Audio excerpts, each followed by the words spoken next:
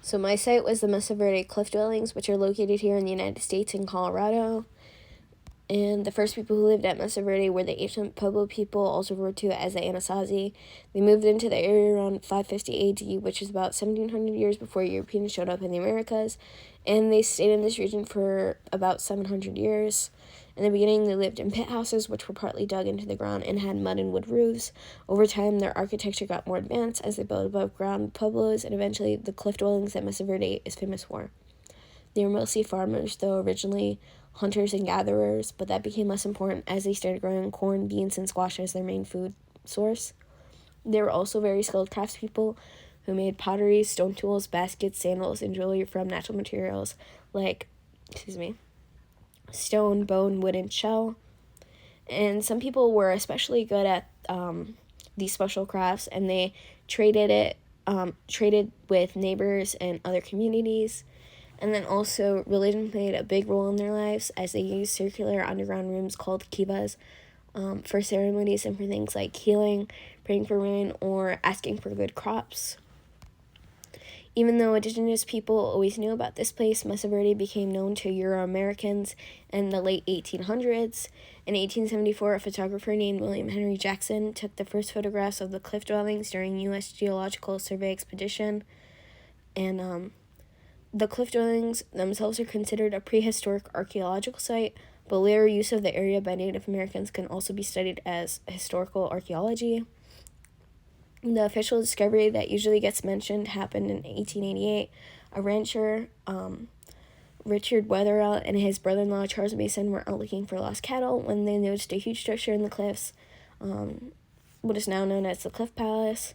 They climbed up to investigate it, and over the next 15 months, they explored around 182 cliff dwellings in total, including 106 in just one area called Navajo Canyon.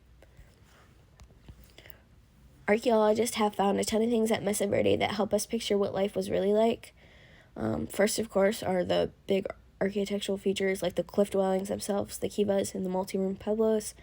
Then there are their everyday objects, pottery, stone tools, grinding stones, and even their food remains like old corn cobs. They also found wooden beams that were used in roofs and as supports for buildings. To figure out how old all of this is, they used several dating methods. Radiocarbon dating was used on charred corn and other burned organic remains to get their dates. Stratigraphy basically was for like the layers of soil and their trash, and changing pottery styles helped them tell what came earlier and what came later.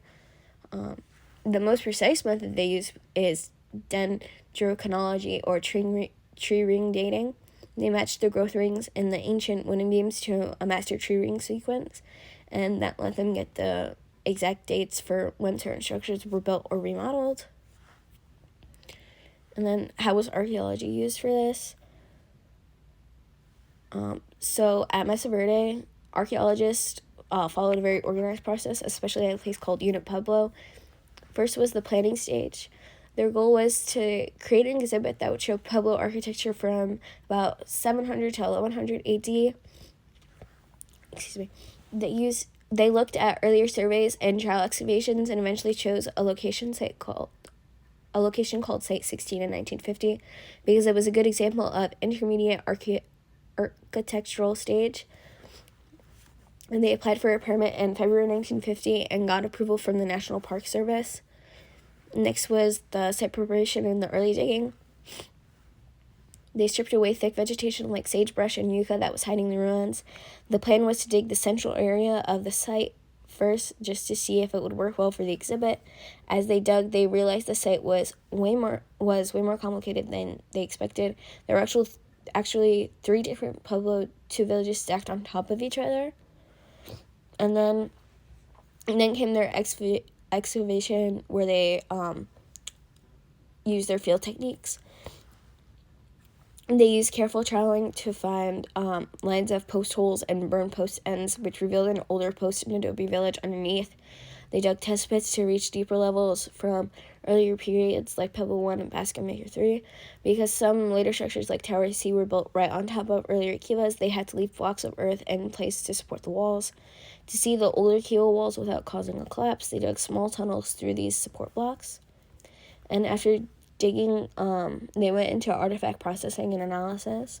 They examined over 7,000 pottery sherds. About 90% were Pueblo II pottery types, such as mangoes, black on white, and corrugated. The lack of later pottery helped show that the site was abandoned before the Pueblo III period. True ring dating of charcoal from Kiva 1 gave them true ring dating from Kiva 1 gave them a bark date of 1074 AD, which matched the style of architecture. Where there was no datable wood, they used things like changes in Kiva design, going from 4 roof posts to 8 masonry pilasters to estimate the time period. They also studied tools, ornaments, and animal bones to get clues about diet and possible ritual practices. Finally, they focused on stabilizing and interpreting the site for visitors. They protected the exposed kivas, added gravel paths so people could walk through, and put up self-guiding signs and exhibits. To help visitors imagine the earliest village, they placed freshly charred timber and the original post holes to show where the first structures once stood. And all of this was kind of written up for our benefit in the future so we can go back to the park and look at it. And then by putting all of this together, archaeologists were able to learn a lot about the people who lived at Mesa Verde. In terms of daily life and housing, they saw that buildings changed pretty quickly over about 200 years. The earliest structures at the site were simple post and adobe houses. Later, these shifted to single course stone walls and then to more solid double course masonry. And then obviously the cliff dwellings. The community was made up of small farming villages called unit pueblos, which probably housed a few families or a small clan. And kind of what's interesting is that people clearly felt attached to this location as they kept rebuilding new villages on top of the ruins and trashed the older ones. Even though the site is in Colorado and kind of in the Four Corners area, and it doesn't have water right next to it, so it doesn't make much sense for generations of people to live here. And religion and ritual were like a top priority, as their best craftsmanship and most effort went into the kivas, the ceremony rooms. Over time, the design of these kivas changed. The roof supports were moved from posts in the floor up onto the benches around the side, which opened up the floor space for ceremonies. Later, kivas became very sophisticated with masonry-lined walls and 8 pilasters, showing that people put a lot of care into their ceremonial spaces, something more than their regular houses. And then something else that was kind of really important towards the end of their time, so around like 1100, maybe 1200 AD, but archaeologists found that they built strong defensive walls and added 3 circular towers in their village. Archaeologists think these changes marked the beginning of a more dangerous time when there was enemy pressure. And finally, their artifacts kind of tell us more about their daily choices. So, like, no artifacts were made from turkey bone, which supports an idea that archaeologists have that turkeys were being kept mainly for their feathers instead of for meat or bone tools at this stage. They basically domesticated turkeys and kind of use them like how we can use like sheep for wool. And then also, I'm probably going to butcher this, trade items like a pendant made from carnium, elanum shell, and figure 8 shaped shell beads show that they were connected to other regions through trade networks. Their pottery, including mancos, black on white, and corrugated utility vessels, also shows that they had distinctive styles and high level of artistry and skill. And then today, Mesa Verde is important for a lot of reasons. As a national park and an archaeological site, it protects ancient Puebloan history across roughly 5,000 archaeological sites, including about 600 cliff dwellings. These spaces help us see the details of everyday life in the past, including how people farmed, what their houses looked like, and how their villages were organized. The architecture, especially the cliff dwellings, kivas, and towers, show a lot of creativity and problem solving, especially for people of this time.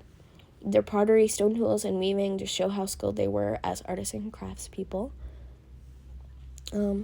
Mesa Verde is deeply meaningful to modern Pueblo communities who are descendants of the people who once lived there. Their history, stories, and cultural traditions are directly connected to this landscape.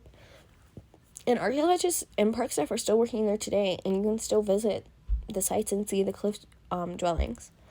And in terms of recent events, on March 3rd, 2025, the remains of an Indianapolis man named Thomas Irwin, who had been missing since January 15, 2024, sadly were found in the park, kind of off the normal path. And that's it for Mesa Verde.